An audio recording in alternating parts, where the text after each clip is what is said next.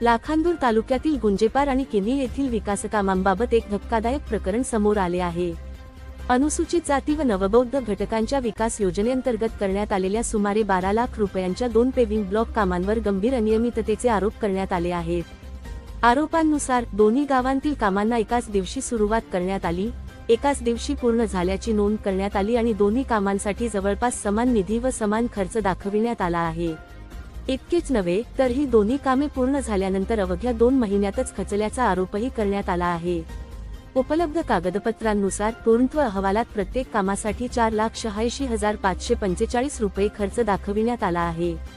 मात्र ग्रामपंचायतीच्या खर्च नोंदीमध्ये 5,39,621 रुपये खर्च नमूद असून प्रत्येक कामात 53,076 रुपयांची तफावत असल्याचा दावा करण्यात आला आहे। तसेच 2,10,000 रुपयांचा मजुरी खर्च दाखविण्यात आला असला तरी त्यासंदर्भातील मस्टर रोल, मजुरांच्या स्वाक्षऱ्या, बँक व्यवहार आणि देयकांचे पुरावे उपलब्ध नसल्याचा आरोप करण्यात आला आहे। याशिवाय वाळू आणि मुरुम वापरल्याच्या नोंदी असतानाही रॉयल्टी चलने, ट्रान्झिट पास आणि संबंधित वाहनांची माहिती उपलब्ध नसल्याने साहित्याच्या वापराबाबतही प्रश्नचिन्ह उपस्थित करण्यात आले आहे।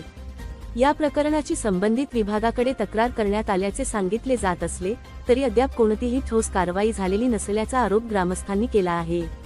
दरम्यान ग्रामस्थांनी या दोन्ही कामांची स्वतंत्र तांत्रिक तपासणी, आर्थिक लेखापरीक्षण आणि व्हिजिलन्समार्फत चौकशी करण्याची मागणी केली असून दोषी आढळणाऱ्यांवर कठोर कारवाई करण्याचीही मागणी केली आहे।